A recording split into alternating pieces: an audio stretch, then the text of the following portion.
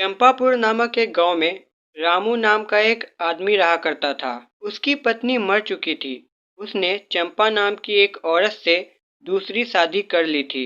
रामू की एक बेटी थी जिसका नाम प्रिया था और चंपा की भी एक बेटी थी जिसका नाम टिया था। एक दिन की बात है। चंपा, मैं 1 महीने के लिए जरूरी काम से लंदन जा रहा हूँ। तुम मेरी बेटी प्रिया का ख्याल रखना। जो हुकुम महाराज, वो तो मैं रखूंगी ही, लेकिन सिर्फ प्रिया ही तुम्हारी बेटी नहीं है। कभी टिया का भी नाम ले लिया करो। तुम नहीं बदलोगी, हमेशा गलत सोचती हो। मैं जा रहा हूँ। फिर रामू वहां से चला जाता है। गए महाराज, अब मैं हूँ इस घर की महारानी। अब आएगा मजा। अब देखो मैं उस प्रिया को कैसे सबक सिखाती हूँ। फिर चंपा प्रिया के कमरे में जाती है। चंपा जानबूझकर गिरने का नाटक करती है। हाय मेरी कमर। फिर प्रिया तेजी से चंपा के पास जाती है। माँ, ये क्या हो गया? उठिए माँ, उठिए। फिर चंपा उठती है। चल हट, जरूर तूने ही कुछ किया है। तू मुझे मारना चाहती है ना, लेकिन मैं तुझे ऐसा करने नहीं दूंगी। नहीं माँ, ये क्या बोल रही हैं आप? मैं ऐसा क्यों करूंगी? मैंने कुछ नहीं किया है। फिर चंपा एक दूसरे कमरे में जाती है और रॉड लेकर आती है। ये क्या माँ? फिर चंपा प्रिया को मारने लगती है।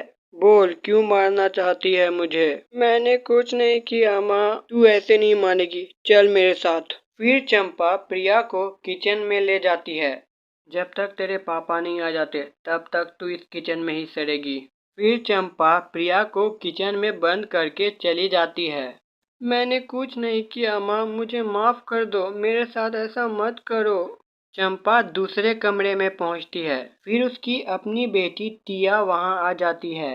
माँ, आप ये सही नहीं कर रही हैं। आपको पछताना पड़ेगा। अरे मूर्ख, मैं ये सब तेरे लिए ही तो कर रही हूँ।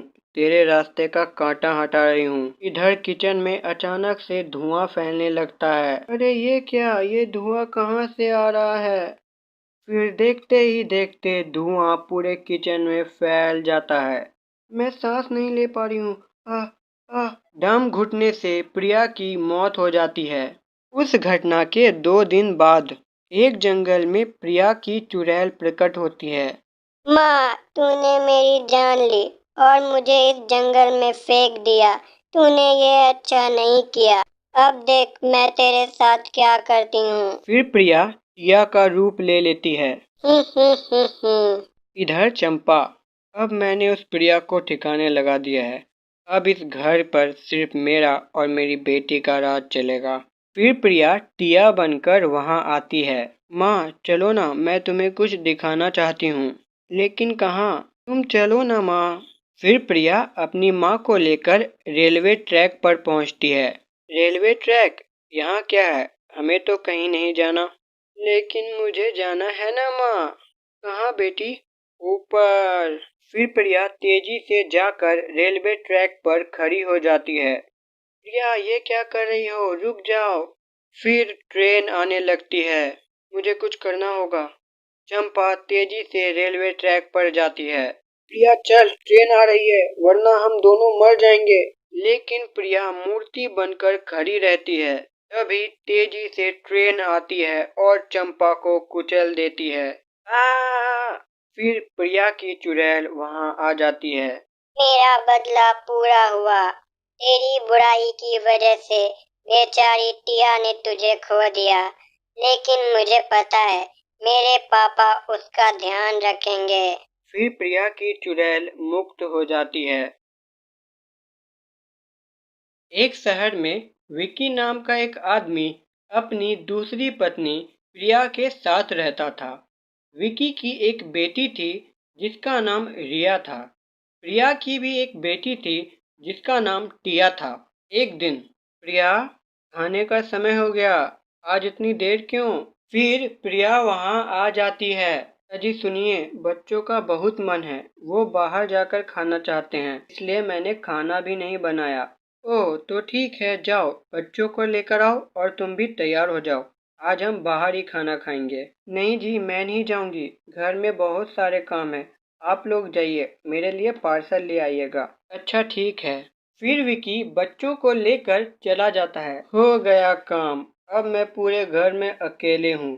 अब मैं अपनी काली शक्तियों का इस्तेमाल करके उस प्रिया की बच्ची को खत्म कर दूंगी। फिर प्रिया रिया के कमरे में जाती है। कहाँ है वो गुड़िया जिससे प्रिया खेलती है? हाँ, वो रही। फिर प्रिया उस गुड़िया के पास जाती है और उसे उठाती है। फिर प्रिया उस गुड़िया को लेकर दूसरे कमरे में जाती है जहाँ हवन कुंड होता है। अब तेरा अंतिम समय आ गया रिया। ओम क्लीम तलिम क्लीम तलिम, ओम क्लीम क्लीम क्लीम तलिम स्वाहा।